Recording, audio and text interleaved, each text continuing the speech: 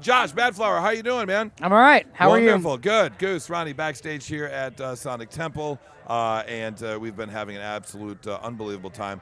How was the set? That was awesome. Was it? Yeah, really good. Okay. And, I mean, is it? I apologize. I don't know the history. Is this your first time at Sonic Temple? No. Been doing it a while. We've been doing this a little while, yeah. Okay. Long time. Let me ask you, so No Place Like Home, why did you decide to title the new album that, Josh?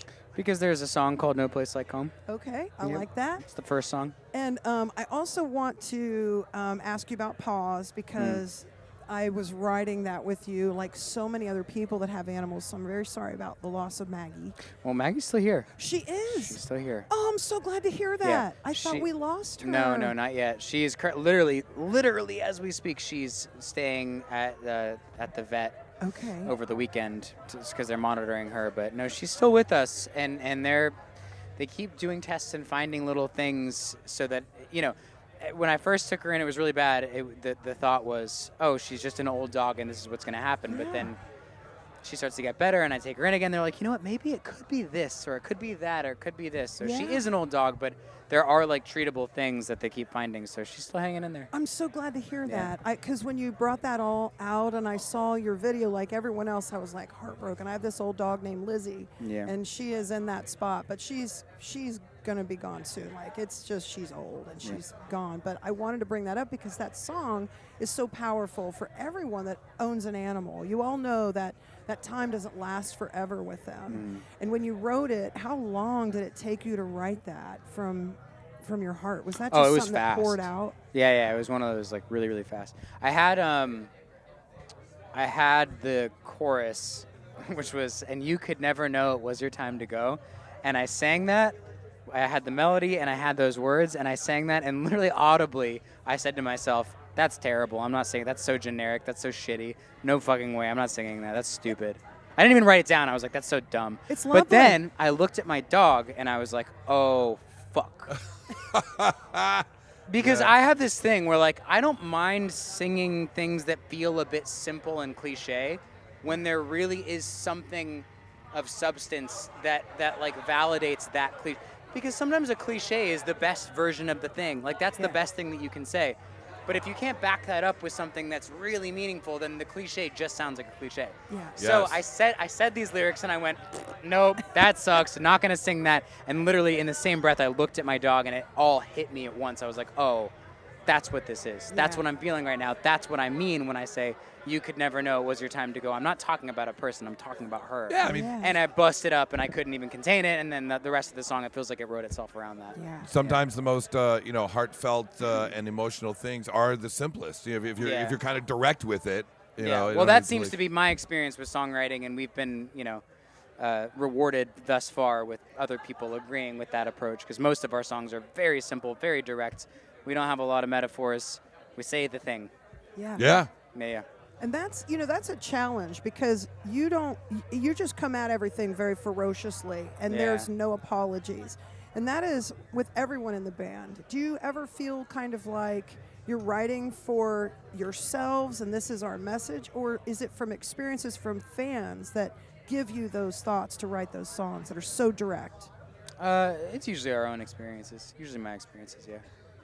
But also some certain things are inspired by just observations. Yeah. Everyday life type stuff. Yeah. Like observations of unhinged things fans do. Have you ever seen a fan do anything unhinged that made you either proud or you were like super scared?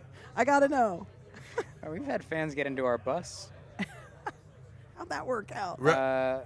Like uninvited into your Yeah, bus? uninvited. We've had it where I was the only one in there, and somebody going through a very emotional period, a very hard time. But someone didn't lock the door. Me, I didn't lock the fucking door. I didn't think to lock the door. Me, it was and I was me. the I'm only problem. one in it. And this woman who was going through a very hard time came in. And it was just me and her, and we had a moment. And then somebody else came in and diffused the situation, so it was all good.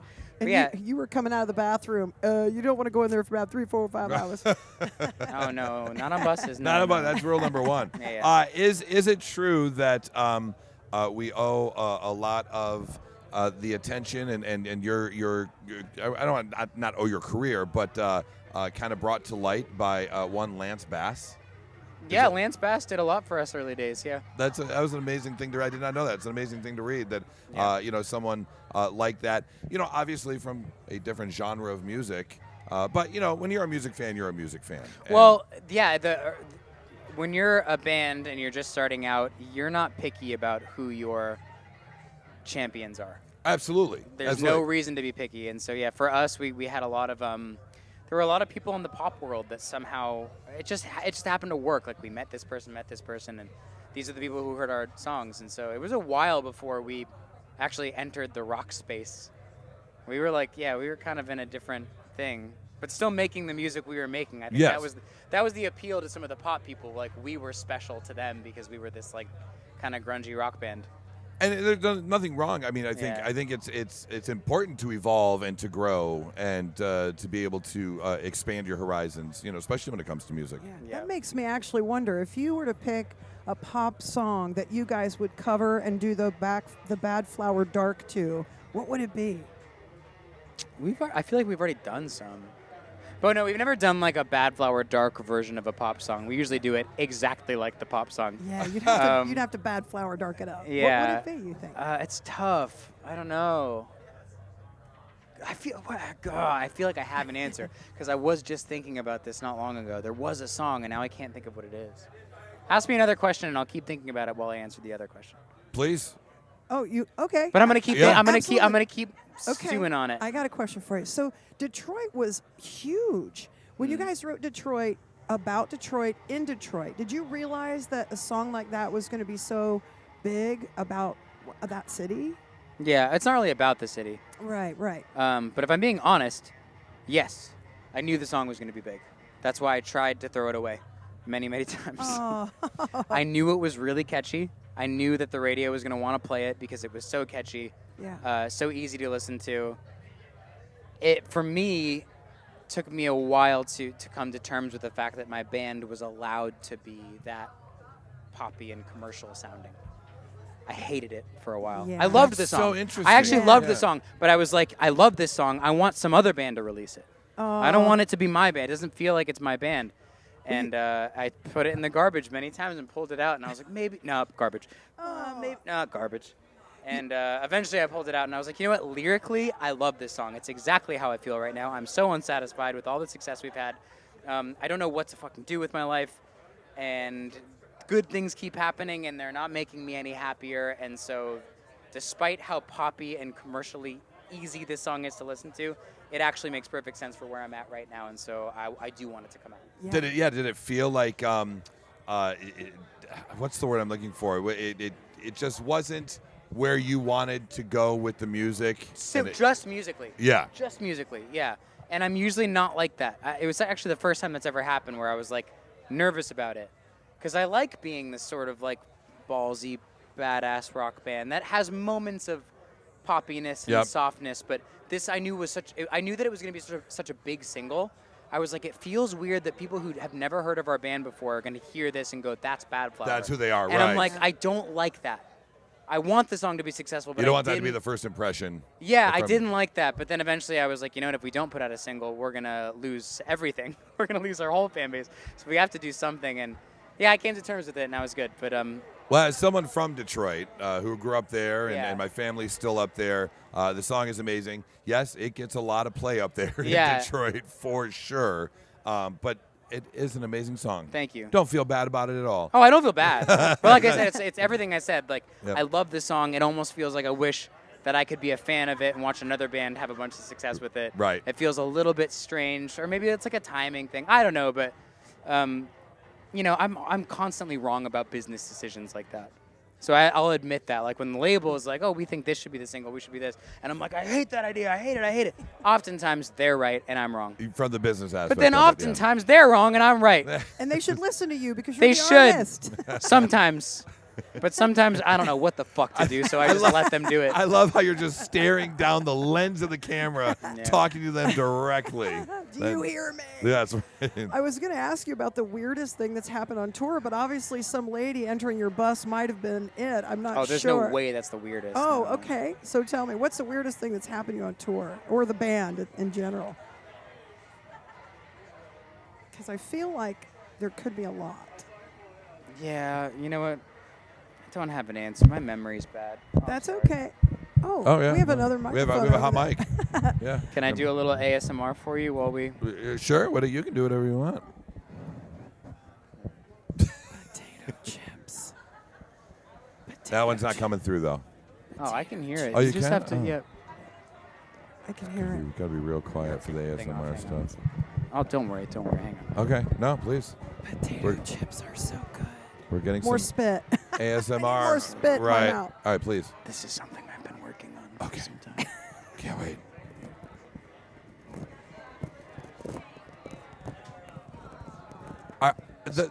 The people that sit down and watch those TikTok videos of just the tapping and the clicking. I need a moment.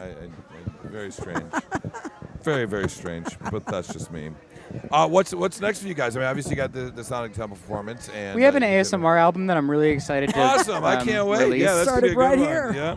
Let me ask you, if there was one Badflower song at this point up to your career, in your career, of all of your library that you wanted to put like in a time capsule, and I do need a minute. Definitely That's not crazy. Detroit. Yeah, not Detroit. What would it be to kind of represent your legacy?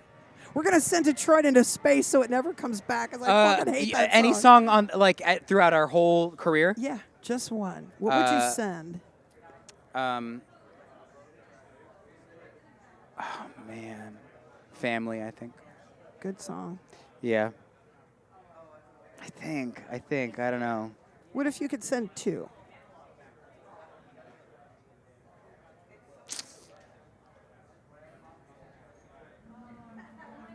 It's a hard decision to make. But it would represent like your legacy as Badflower. I guess our legacy is Badflower. No, it would be Ghost. Because that really is the song. That is the song. Yeah. I guess I'm thinking like personally, my personal legacy. There's a song on the new album that's not out yet called Butterfly. It's the last song on the album. It's one of those songs that I think most fans of our band who are casual fans are going to be like, what the fuck is this song doing on here?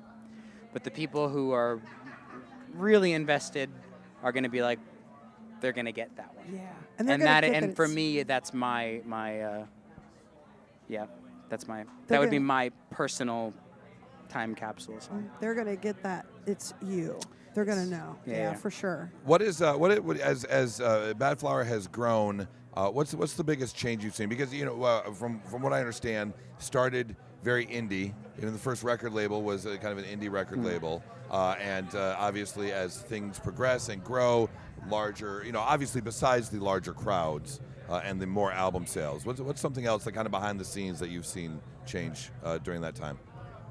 Throughout the entire course of the career.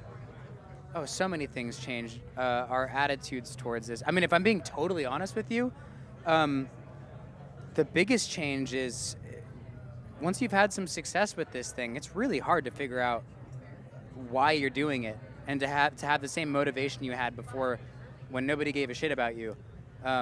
You kind of seem to be going back to Detroit right there. Yeah, this is this is a theme of the next album, the whole next album. Yeah. Because I think there's a lot of people lying about it who have had some success. Yeah. Probably a lot of bands that you've talked to today or yesterday are like, we just keep pushing and things are great. Right. You're not. A lot of us now are in this sort of autopilot mode where we're like, well, this will do good at radio and this will be this. But there was a time when all of us really cared about changing the world with the music that we made, and that goes away. And when business and so dollars. Fucking shitty that it goes away, and I want it to stay so bad. But even for me, it's gone. Yeah. And so I'm trying to figure out what my motivation is and how I can get back to that guy that did it for the right reasons. Yeah. That's got to be one of the most honest answers I've ever heard, because you're so right. If you're starting off as a musician, you love the art of writing, you love the art of playing, or even performing to small groups or whatever, and you have that real personal connection. Yeah. And then you get bigger, and then the people with the ties and the dress shoes get involved, and it's not only them. It's like it ends up being the thing that supports you financially, and you like that lifestyle. Of course. You like not being broke, and you want to keep doing that. And you can't write songs. Once you have a fan base, you can't write songs without seeing their faces while you're writing. It's like it can't be done. They're there. They always exist.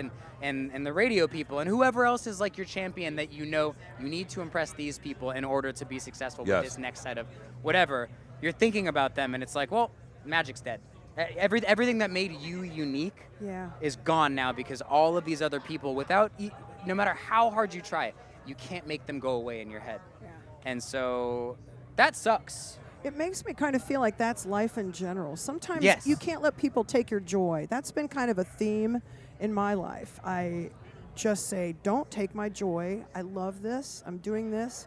And you have to not let them take your joy, but it's hard. And I'm curious, is there a place that you go away from the music and away from the people, even maybe your bandmates and your family, that you can go and just kind of be alone and clear your head and kind of rejuvenate your... That's my whole life, is being alone. I live out on a farm in the middle of nowhere. Yeah. And I have my dog, obviously, but horses, animals, cats. I have a pregnant cat at home, another fucking pregnant cat.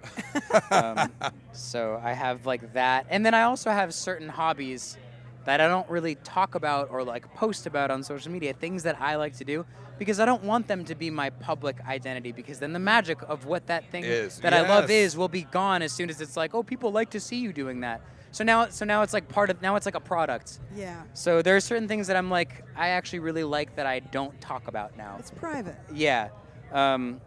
Because as soon as music became this big public thing, my relationship with it changed, and it's not what it used to be, and it's sad. And I'll never get it back. Yeah. I can't possibly get it back. You guys are going to be going out on tour with 311. Yeah. And you're coming back to Columbus, I think, in like August. Mm-hmm. So how did the 311 Badflower tour happen? Did they approach you guys Before about that? COVID, we had a tour with Incubus, 311, and us. And that was like the coolest tour. We were so excited about it, and then COVID happened, shut it down. And then when things came back, we went out and supported Incubus, and now we're supporting 311. So I don't know. It just felt like this natural full circle. That tour that we wanted to do from the beginning, we sort of have done it in a weird way. You know, Incubus was supposed to play here yesterday. Oh, really? And they had to cancel. A bunch of the guys are sick. There's like some sickness in the band. Bug going around, yeah. Yeah, some super bad bug. And then right before that, Alice in Chains had to pull out because Sean, the drummer. I know about that. So like within a course of a couple of hours, 2 bands on the lineup here. But Incubus was one of them. So. Wow.